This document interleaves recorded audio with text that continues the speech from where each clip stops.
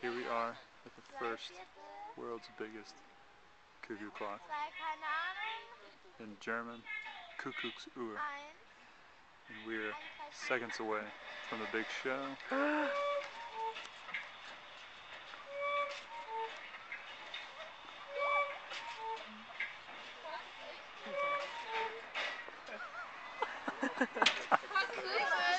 So the man chopped and the bird cuckoo.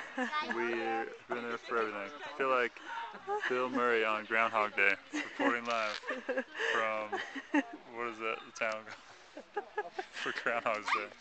I don't know, that was funny though. I know. We made it was so quick, I don't even think I got the man chopping. Hey, me again. Now we're not only at the world's first largest Kuckuck's Uhr in the world, now we're at the actual largest Kuckuck's Uhr. And it's only a few kilometers from the other one. But this one's the world record holder. We're about to see. It's not on the hour, but there it is.